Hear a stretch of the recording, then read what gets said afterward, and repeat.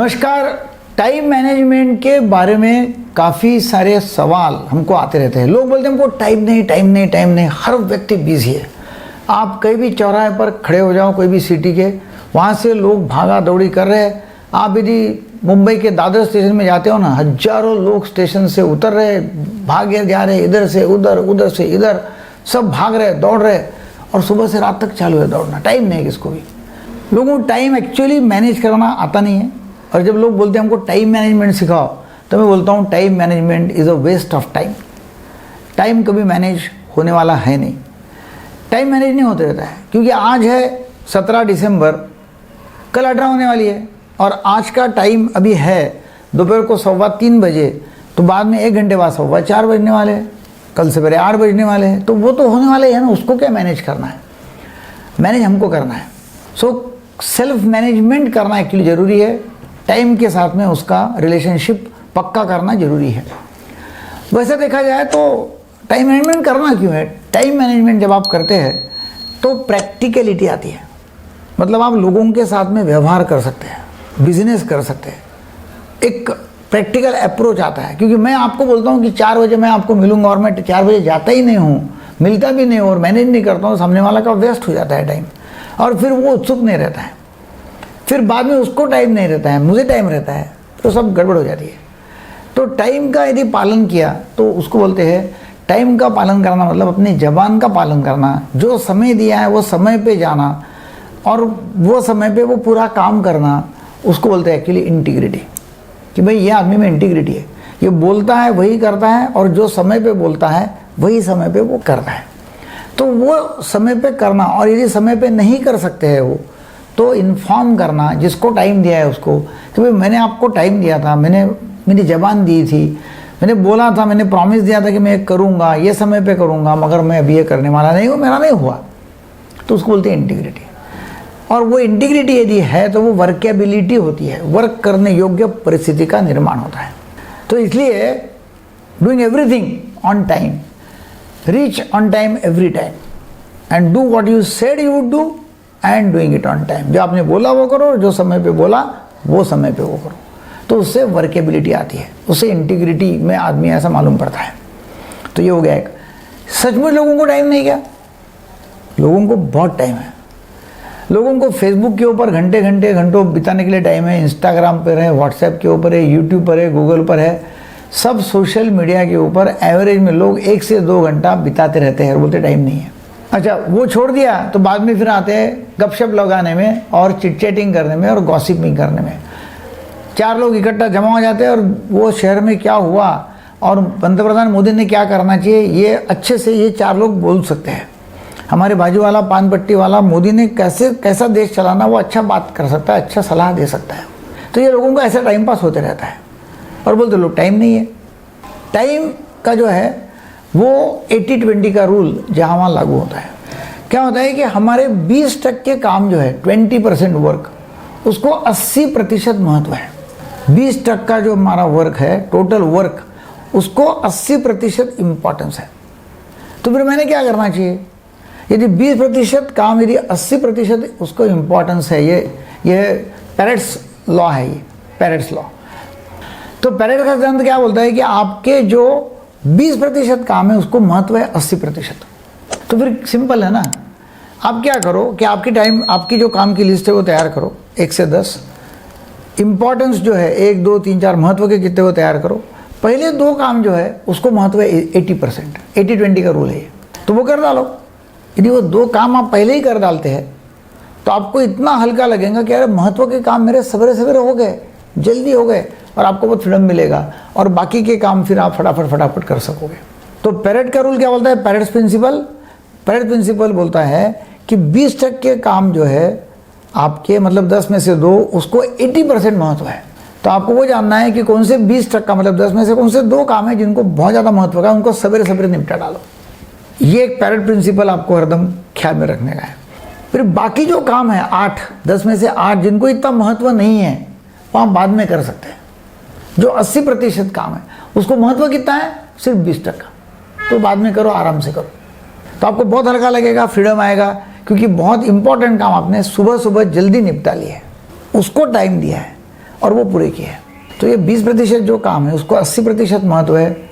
लिखो कि ये काम है, काम का नाम, उसके सामने लिखो काम की शुरुआत कब करेंगे और काम का अंत कब करेंगे, स्टार्ट एंड एंड टाइम, और जो समय लिखा है वो समय पे वो पूरा करो। ये करेंगे तो आपके काम फट फट फट फट होते जाएंगे। नंबर 1। नंबर 2, ऐसा बोला जाता है, पार्किंसंस लॉ है, पार्किंसंस प्रिंसिपल। पार्किंसंस रूल क्या बोलता है? पार्किंसंस सिद्धांत ये बोलता है कि आपके पास में जितना ज़्यादा टाइम है तो आपका काम बड़ा होते जाएगा। समझो एक काम करने के लिए आपके पास में 2 घंटा टाइम है तो आप वो काम 2 घंटे में आराम से पूरा करेंगे, और आपके पास में आधा घंटा है तो वही काम आप आधे घंटे में पूरा करेंगे। हमने देखा होगा कि हमारे पास में साल भर है पढ़ाई के लिए तो हम पढ़ाई नहीं करेंगे साल भर। लोग क्या करते हैं, आखिरी के महीने में पढ़ाई करेंगे। पढ़ाई एक्चुअली आखिरी के महीने में लोग कर डालते हैं, साल भर नहीं करेंगे। तो जितना ज़्यादा टाइम है उतना ज़्यादा काम बड़ा बड़ा होते जाता है। तो फिर आपने क्या करना है, जो भी आपको काम करने हैं उसकी लिस्ट जब बनाते हैं तो उसको कम से कम टाइम दो कि मेरे को ये समय में वो काम पूरा करना ही है। वो यदि वो समय में आप काम पूरा करते हो, स्टार्ट एंड एंड टाइम, तो आपके फटफट फटफट काम होना शुरू हो जाएंगे। तो हमने देखा पेरेट्स प्रिंसिपल, 80-20 का रूल और पार्किंसंस लॉ, ये दोनों बहुत महत्व के हैं। तीसरा जो है टाइम का और काम पूरा करने का, वो ये है कि आपको eating the ugly frock first, ऐसा बोला गया है काम करने के इसमें, कि सुबह सुबह जब हमारा समय रहता है, फ्री रहता है, थोड़ा एनर्जेटिक रहता है, तो जो गंदा काम है, जो आपको अच्छा लगता नहीं है मगर ज़रूरी है, महत्व का है, उसको पूरा नंबर 1 लिखो और उसको पूरा कर डालो। जो भी आपको तकलीफ वाला लगता है, जान पे आ रहा है, कठिन लग रहा है, eat the ugly frock first, वो आप काम पूरा कर डालो। तो ये एक टाइम मैनेजमेंट का और एक प्रिंसिपल है जो बिजनेसमैन के लाइफ में बहुत काम का है। तो ये हो गया। फिर नेक्स्ट आइटम है कि हमको हमारे काम जो है वो अलग अलग पार्ट में डिवाइड करने होंगे। नंबर 1 डू, दूसरा डिलीगेट, तीसरा डिले और चौथा dump. Do, delegate, delay and dump. Do मतलब जो काम मुझे ही करना है उसकी लिस्ट बनाओ, वो ख़त्म करते जाओ, उसके सामने टाइम लिखो कब करूँगा मैं। डू, कुछ काम है मेरे को ही करना पड़ता है, वो दूसरा नहीं करेगा। डू, कुछ काम जो है वो देखना है कि ये काम मैं किसको सौंप सकता हूँ, क्या ये काम मैं किसी से करवा के ले सकता हूँ, उसको दे दो फटाक से, वो डेलीगेट कर डालो। तीसरा कोई काम सामने आता है तो डिले आप कर सकते हैं। डिले करना बाद में करेंगे, थोड़ी देर के बाद में बताता हूँ, वो काम ऐसे हो जाएगा, निपट जाएगा वो। तो पहला हो गया डू। फिर दूसरा है डेलीगेट, मतलब कोई भी काम मेरे पास में आता मैं देखना है कि क्या मैं ये काम किसी को सौंप सकता हूँ, डेलीगेट कर सकता हूँ। और डेलीगेट कर दिया और किससे मैंने वो काम कर लिया तो मेरा टाइम बच जाएगा। तो जितना ज़्यादा डेलीगेट कर सकते हो उतना ज़्यादा डेलीगेट आप करो। और डेलीगेट करने के लिए आपके पास में फिर लोग होना चाहिए कि मतलब जिनके जरिए आप ये काम कर सकते हैं। डेलीगेट। डिले कौन सा है? तीसरा डिले ये है कि आप वो काम डिले करो। क्या होता है कि तुरंत किसका फ़ोन आ जाता है, बोलते हैं कि अरे फलाने आदमी का नंबर क्या है, मालूम है क्या आपको? अच्छा मुझे मालूम नहीं। फिर मेरे को निकालो, कॉन्टैक्ट लिस्ट देखो, उसको बोलो। फिर वो बोलता है कि हाँ कितना 5, फिर 6, फिर 5, 6, 8, 9, 2। अच्छा 2 है कि मेरा टाइम चलेगा, डिले कर देना, बाद में देता हूँ। वो क्या करेगा, बाद में और किसको फ़ोन करके उसका काम कर लेगा, तो वो डिले होता है। चौथा होता है डंप। डंप मतलब कचरे के डब्बे में डाल दो। कुछ काम ऐसे होते हैं कि जो डब्बे में डालना पड़ता है। फॉर एग्जांपल किसी का इनविटेशन है, मुझे पता भी नहीं किसका इनविटेशन है, कोई आदमी आया भी नहीं, उसमें कागज़ के ऊपर लिख दिया कि यहाँ भाषण करने के लिए आ जाओ, मालूम भी नहीं कौन आदमी है, कौन है, प्रोग्राम है, आ जाओ भाई, ऐसा किसने लिखा है, मेरे को जाने की ज़रूरत नहीं, मेरा टाइम चले जाएगा उसमें। तो वो do, delegate, delay and dump, ये टाइम मैनेजमेंट में बहुत ही ज़रूरी है। तो ये आप करते हैं तो डेफिनेटली आपका टाइम बचेगा और आपके पास में बहुत फ्री टाइम रहेगा। अल्टीमेटली फ्री टाइम होना क्यों है? फ्री टाइम आपको इसलिए होना है कि आप फिर जो चाहे वो कर सकते हैं, जो आपको चाहिए वो करना है। मुझे घूमने जाना है मगर मेरे पास टाइम नहीं है, यदि मेरे पास में फ्री टाइम है तो मैं घूमने चले जाऊँगा, सैर करूँगा, इंटरनेशनल टूर करूँगा। तो मेरे पास में पैसा भी होना चाहिए और टाइम भी होना चाहिए। और टाइम तभी मेरे पास में हो सकता है कि जब मैं डेलीगेट लोगों को कर रहा हूँ, मेरी टीम तैयार कर रहा हूँ, उनके जरिए मैं मेरा काम करवा के ले रहा हूँ।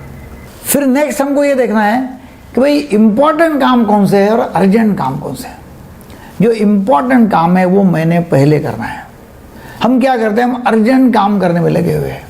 अर्जेंट काम करना ही पड़ता है और उसके जरिए फिर हम मतलब उसके माध्यम से यदि हम अर्जेंट काम करने लगे तो इम्पॉर्टेंट काम रह जाते हैं। फॉर एग्जांपल कि लोग मुझे मिलने आए, कोई मुझे मिलने आया तो मैं उसको मिलता हूँ, उस समय मेरा एक्चुअली जिम का टाइम है, मैं जिम जाता नहीं हूँ। अभी मैंने क्या किया, अर्जेंट कोई मिलने आ गया तो मैंने वो किया और इम्पॉर्टेंट काम जो है हेल्थ का मैंने टाल दिया।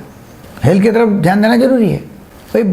बैलेंस मैंने फूड लेना चाहिए तो मैं वो छोड़ दिया। अभी कौन सा है अर्जेंट, जो भी उपलब्ध है वो ले लिया, मेरा बैलेंस डाइट चले गया। जो काम महत्व के है ज़िंदगी में, मुझे दांत दर्द कर रहा है और दांत दर्द कर रहा है, इम्पॉर्टेंट है, मुझे डेंटिस्ट की तरफ जाना चाहिए, मैं जाता नहीं हूँ, इम्पॉर्टेंट है ये, जाता नहीं हूँ, टाल देता हूँ आज, कल वो अर्जेंट बन जाता है, इतना दर्द करता है कि वो कल मुझे जाना ही पड़ेगा। फिर मैं कल जाता हूँ जब वो अर्जेंट बन जाता है। इलेक्ट्रिसिटी बिल आज मुझे भरना है, आज भरने की ज़रूरत नहीं है क्योंकि 10 दिन के बाद की तारीख है, आज भरना चाहिए, अभी तो 10 दिन है, इम्पॉर्टेंट है, मैं करता नहीं हूँ और 10वें दिन वो अर्जेंट बन जाता है।